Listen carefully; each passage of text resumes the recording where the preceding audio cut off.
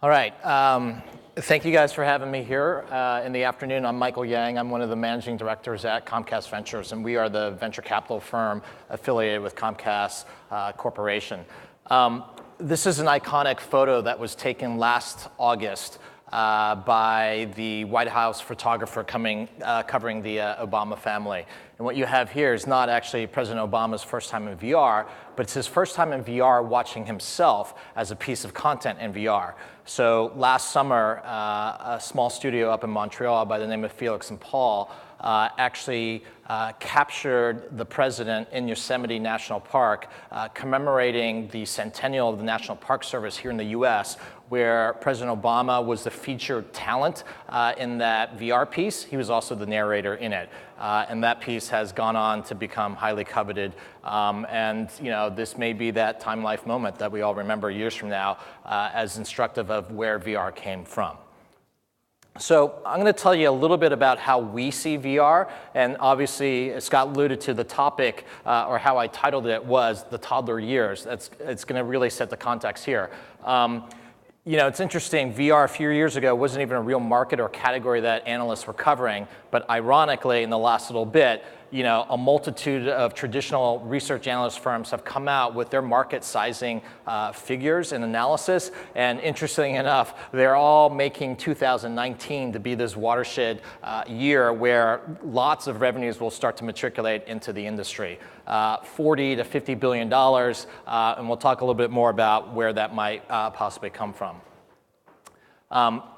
Because of the magnitude of the opportunity here associated with VR, it's also attracted a lot of interest for venture capitalists and investors overall. So you can see over the last few years that green bar continues to more or less kind of trend up and to the right. And 2016 was a tremendous year. It's a big figure, 1.8 billion by certain organizations' estimates. This comes from Greenlight Insights. And it's evenly divided between VR and AR. So about 900 million was invested into VR, but that was distributed over 125 companies.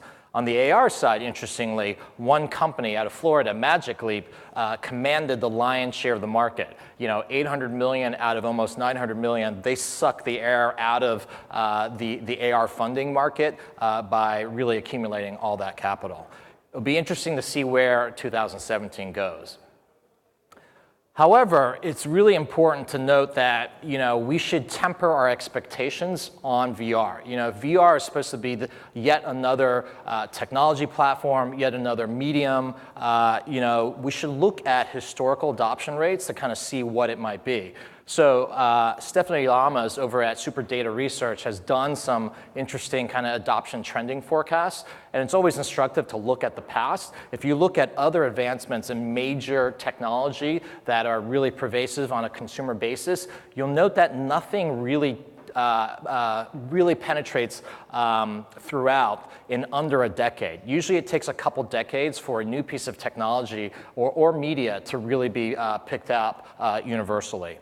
If you look at VR, the best estimates right now still show it being fairly small. And if you were to really blow up that graphic, we're looking at well past 2020 before you really get to meaningful penetration rates in the US kind of household community. So for the next foreseeable future, we're talking about single percentage points of adoption and penetration. We'll be fortunate to get to 5% in about a year and a half's time.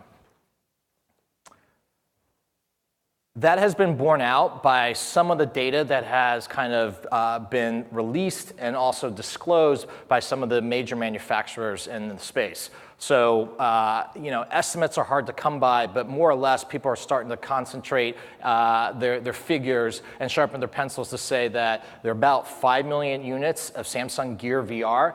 That doesn't mean that Samsung actually sold 5 million units. Some of these units were given away, and cash wasn't always exchanged, but there are at least 5 million units out in the wild.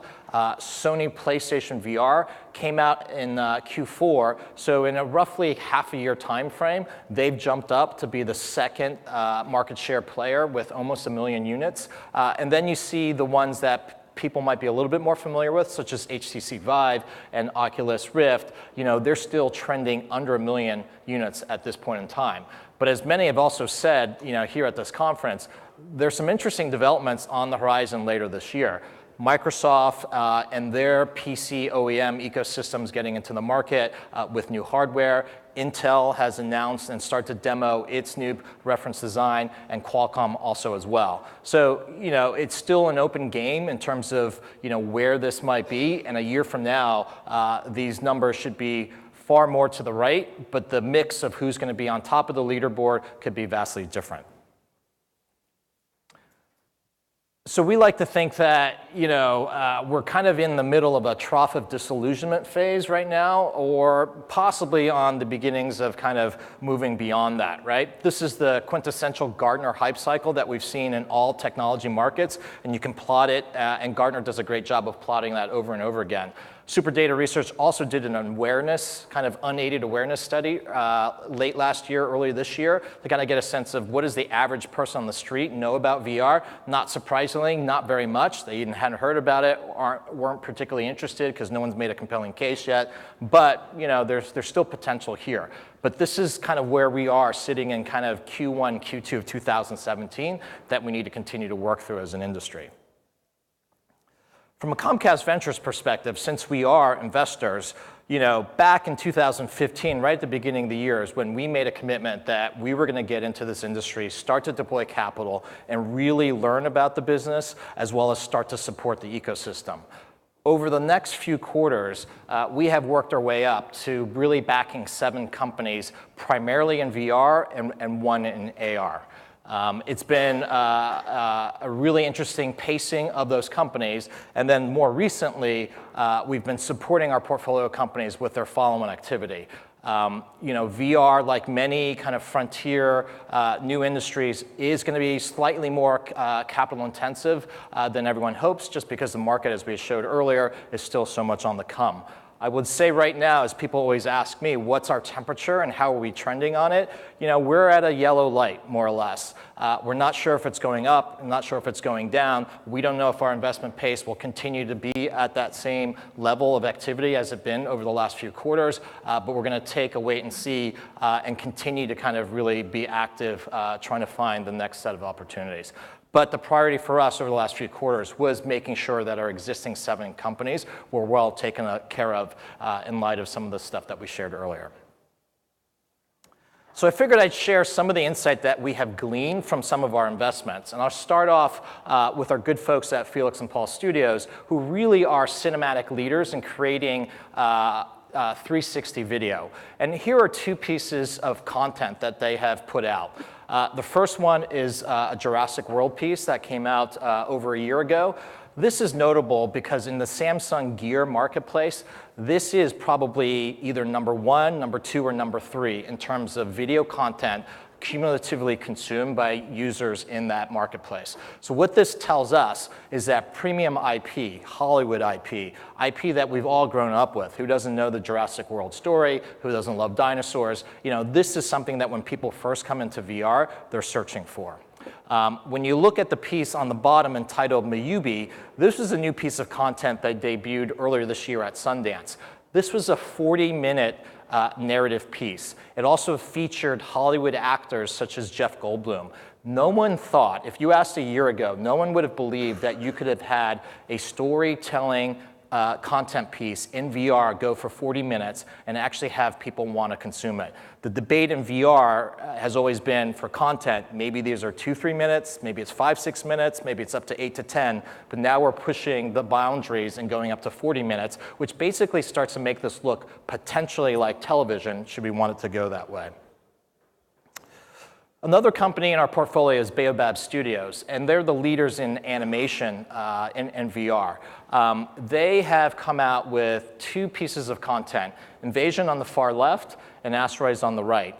Invasion, if any of you have been consumers of VR, you've probably seen this bunny. This bunny's name is actually Chloe, and it has sparked such an emotional connection with viewers that people have started to associate the company with the bunny. The bunny is so popular that Hollywood producers have now approached the company to option that character to create a full-length feature film. So for the first time, we have VR native, originally created characters and storylines that might come to the big screen when all we've ever believed, like I showed you with Jurassic and Felix and Paul, was that we're taking traditional IP and moving it into the VR medium.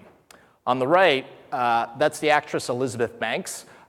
She heard about this story and wanted to be involved. So just like animation feature films, you have a lot of traditional voice actors, big name Hollywood talent that want to be affixed to it. You know, Elizabeth Banks did some of the voice for some of the alien characters in that. I should note that Ethan Hawke was a voice and narrator in Invasion. And again, the trend and the insight we are gleaning here is that basically traditional Hollywood folks want to be involved in VR. I'm going to speed it up a little bit. Live events is another interesting one. NextVR is the leader in sports broadcasting. They are producing a game a week for the NBA, and people are watching that just like they would on television. Altspace is the premier player in kind of social events. They did an experience earlier this year with NBC News where you could watch the presidential debate, the vice presidential debate in VR with people who either shared or did not share your political views. And then the other thing that we are starting to look at next, which we often get a question about, is out-of-home location-based VR. So I show you two examples. One is IMAX VR, which is an installation down in LA. Think of that as an arcade that people are now going to, like a movie theater, and paying tickets to go and play a bunch of room-scale VR experiences. And then on the right is The Void. They've created the Ghostbusters VR experience with Sony Pictures, and that is hosted at Madame Tussauds in New York Times Square. For $20, you can pay, get a ticket, and do an 8-minute VR experience. And this just gives you a different dimensionality, out-of-home VR versus in-home VR. I'll wrap up by saying, you know, besides all the consumer stuff that I've shown here, you know, we think the next big frontier, frankly, is on the enterprise side. You know, today we're not quite ready yet.